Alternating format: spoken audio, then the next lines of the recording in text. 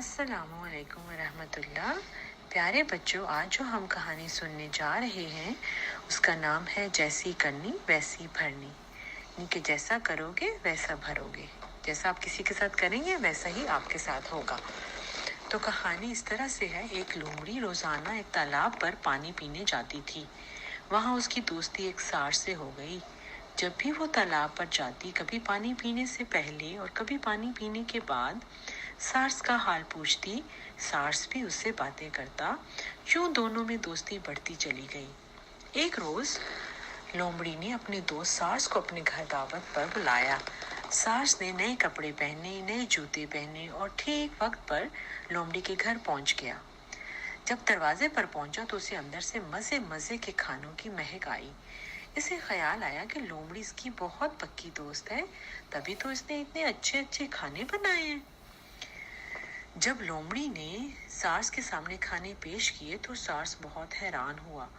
सारे खाने चौड़ी चौड़ी प्लेटों में रखे थे और सब के सब सिर्फ शोरबे ही शोरबे थे। बेचारा सार्स अपनी चोंच से कुछ भी नहीं खा सका। लोमड़ी ने बड़े मजे से चाट चाट कर सारा शोरबा खत्म कर लिया। सार्स ने समझ लिया कि लोमड़ी ने दोस्ती करके इससे मजाक किया है। सार्स ने चलते वक्त लोमड़ी को अपने घर आने की दावत दी।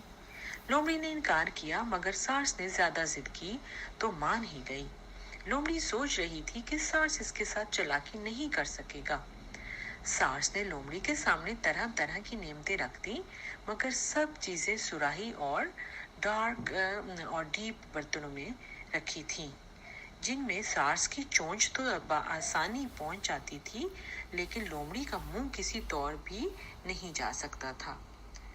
सार्स अपनी लंबी गर्दन सुराही में डालता और मजे मजे से खाना खाता रहा और लोमड़ी बस देखते ही जा रही थी। उस दिन लोमड़ी भूखी घर वापस आई, मगर सार्स से कुछ ना कह सकती थी, क्योंकि अगर कहती भी तो किस मुंह से, क्योंकि जैसी करनी वैसी भरनी। जैसा उसने किया था वैसा ही उसके साथ हुआ।